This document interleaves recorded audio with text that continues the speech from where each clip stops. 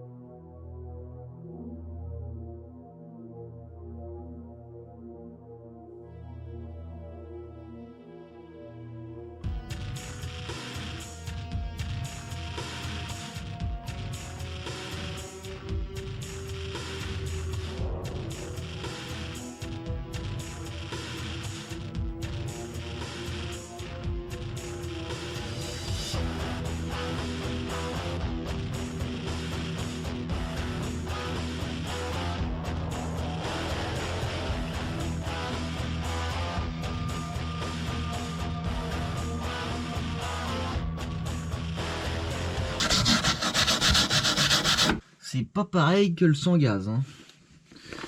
C'est la première fois que j'utilise. Et je pense que c'est la dernière fois que j'utilise ça.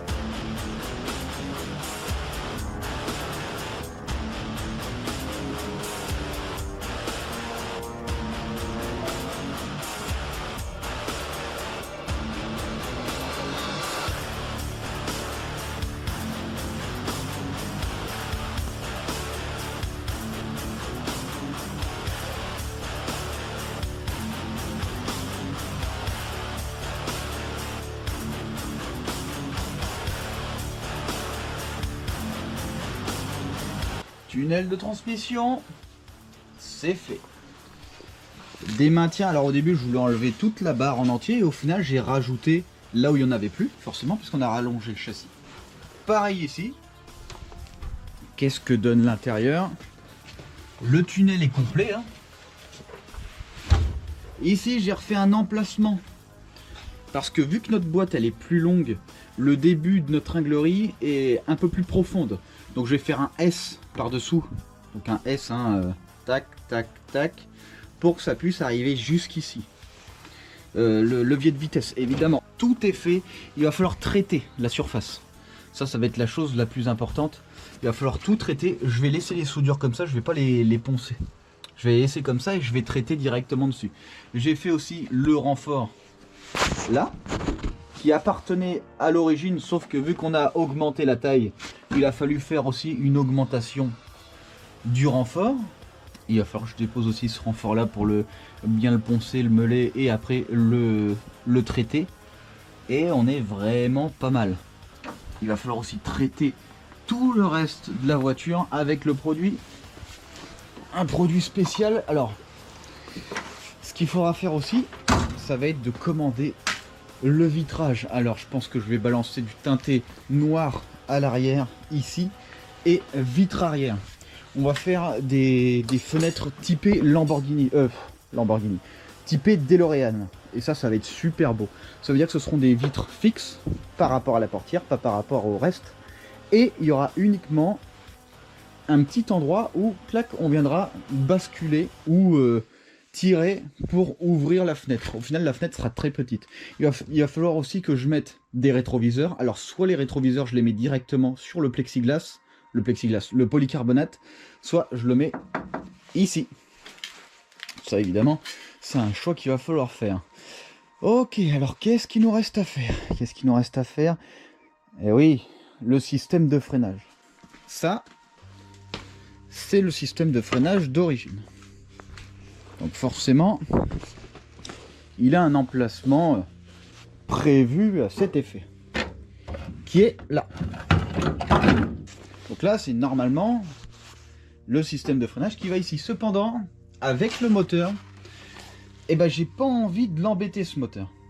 Voilà, j'ai pas envie de l'emmerder, j'ai envie que ce soit bien, surtout qu'on a de la place devant.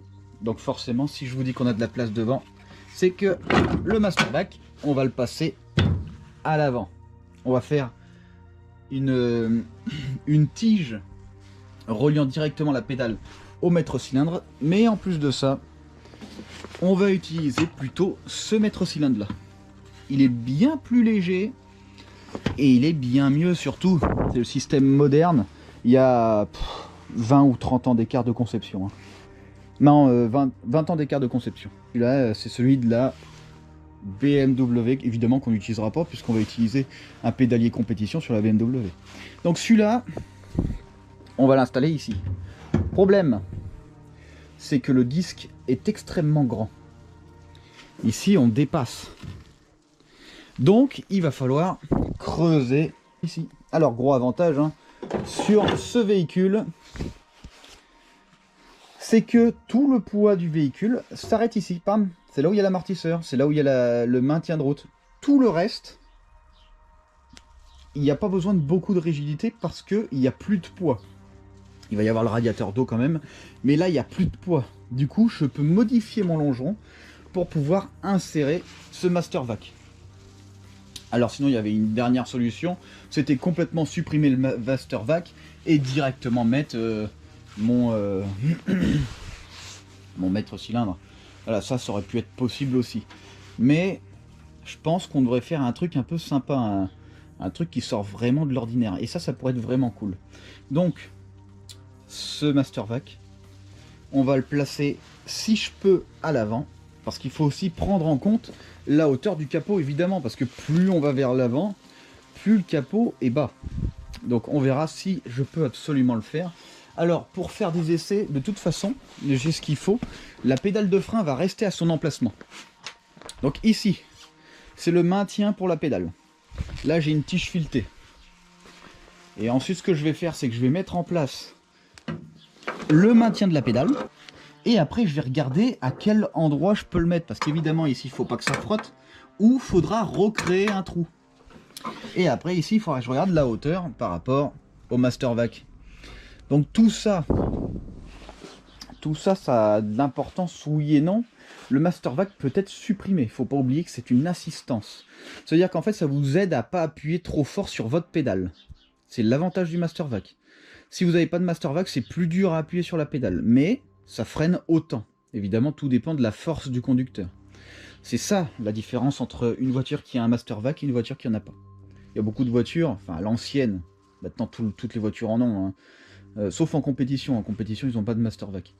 Mais là, on peut en avoir un.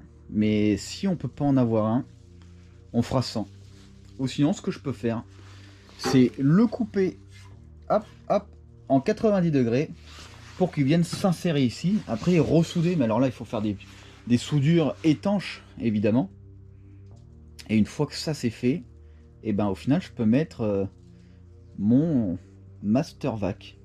Tout ça, il faut que je regarde, il faut que j'étudie un peu le truc, il faut que je mette en place la pédale et que je regarde par rapport à la tige où ça arrive par rapport au Master Vac. Faut pas que j'ai trop d'angle, faut pas que ci, faut pas que ça. Il faut que, voilà, donc, voilà. Et il faut pas que ce soit trop haut.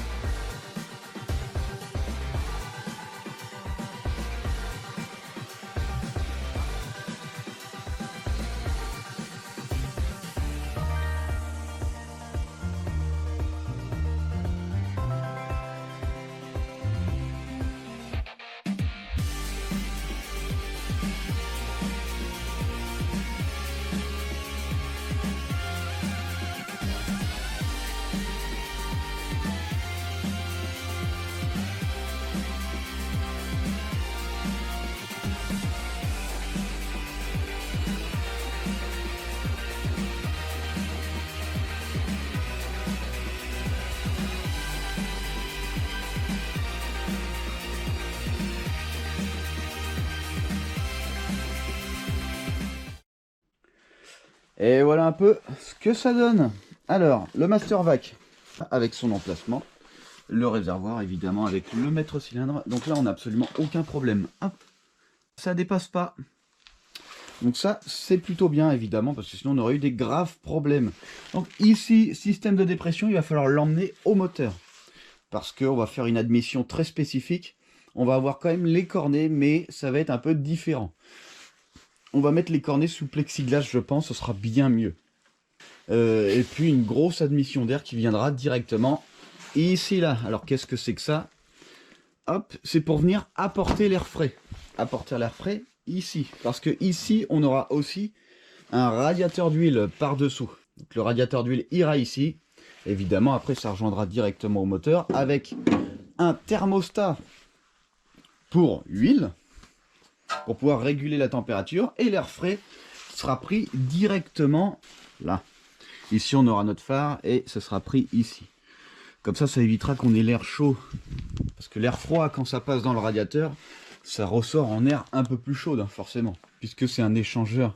D'abord, il faut absolument finir tout le dessous du capot. Tout.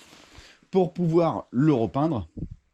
Et une fois que c'est repeint, là, on va pouvoir replacer le moteur. On va pouvoir, etc.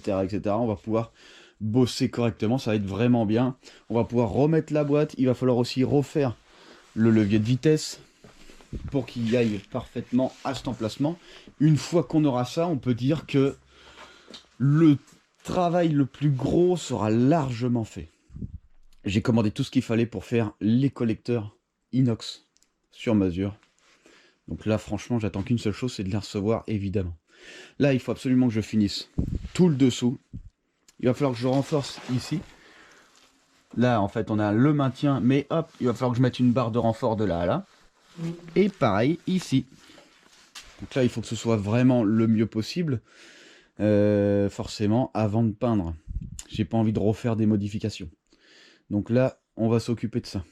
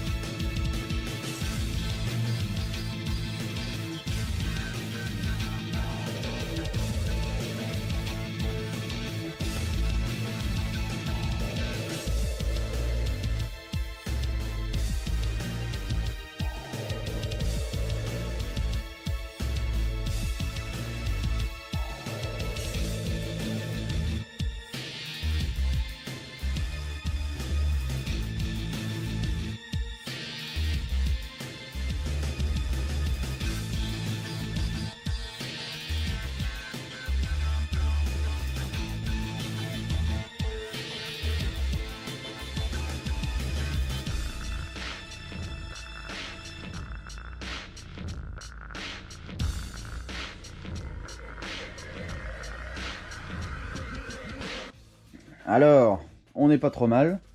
Bon, évidemment, vu comme ça fait un peu bizarre. Mais, au final, je pense que ça va être vraiment bien. Radiateur d'huile. Ça va être un tout petit radiateur d'huile qui arrivera jusque là. Hein. Avec le thermostat d'huile qui ira ici. Donc avec mes tubulures. Enfin, pas mes tubulures, c'est mes durites aviation qui iront jusqu'au radiateur. Ici, ensuite ici ça partira et ça ira directement jusqu'au moteur. Donc ça évidemment, il faudra le faire une fois que le moteur sera en place. Ce qu'il va falloir faire, je pense que là on n'est pas trop mal. Et ben il va falloir peindre. Et oui, il va falloir peindre. Alors ce que je vais faire, je vais peindre en noir mat, type Raptor, tout l'intérieur. J'ai aussi du mastic pour venir lisser par exemple ici et là. J'ai du mastic utilisé en général pour la carrosserie standard, hein. À l'ancien système de soudure ici, hein, on est en fil fourré. Donc là ici je vais le faire, là aussi. Le reste je vais laisser soudure apparente parce que c'est pas trop mal. Il va falloir que je protège aussi là où j'ai mon maintien Master Vac.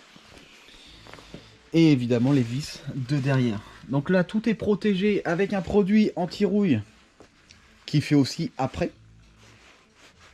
Donc ça c'est pas trop mal pour pouvoir peindre. Et tout l'intérieur du véhicule c'est pareil. J'ai mis aussi ce produit. Donc tout ce qui va être plafond, sur les bords, l'arrière, il va falloir que je fasse ici là où il y a la fenêtre un maintien spécial pour que ce soit un peu plus habillé. Ici l'habillement d'origine ça va être d'origine et là aussi. Là je vais tout repeindre pour que ce soit assez propre. On va protéger évidemment ce que je veux pas qu'il soit peint. Il va falloir aussi évidemment aspirer tout l'intérieur qui est dégoûtant. Tout nettoyer. La carrosserie, je m'en occuperai qu'à la fin. La carrosserie, on a des détails, comme ici, on a des détails à rattraper. Heureusement, ce sont que des couleurs de vernis parce que j'ai un peu chargé à certains endroits vu que j'ai aucune visibilité. Mais je pense que ce sera pas trop mal, évidemment. Après, on aura les vitres à placer. Évidemment, elles seront sur mesure parce que d'origine, la vitre n'est pas du tout comme ça. Ni là, ni là. Donc là, tout ce qui est vitre, ici, là et arrière, ce sera du polycarbonate. Et à l'avant, ce sera le pare-brise d'origine. Il va falloir protéger tout ça et nettoyer avant de peindre pour que ça accroche bien, évidemment.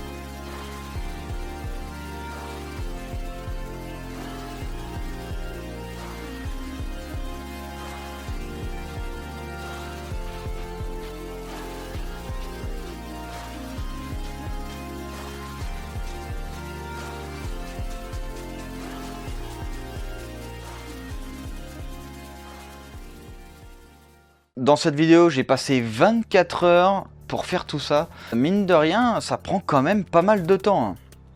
Ça prend quand même pas mal de temps pour venir renforcer l'avant, pour venir faire la réadaptation de pas mal de choses, le tunnel de transmission, le master vac à décaler, etc., etc. Il y a des temps de réflexion évidemment que je prends en compte.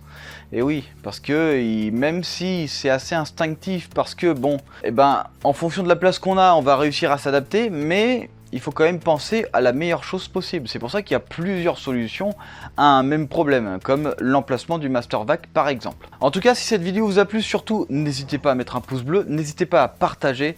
Et pour tous ceux à qui vous êtes intéressés à cet univers mis en place moteur dans un emplacement qui ne correspond pas du tout, un châssis remodifié ou même un châssis sur mesure, une peinture complète, etc. modifiée aussi, parce que les peintures que j'utilise, je les remodifie. Et si tout ça, si tout cet univers vous intéresse, venez nous rejoindre sur Madforge Motor.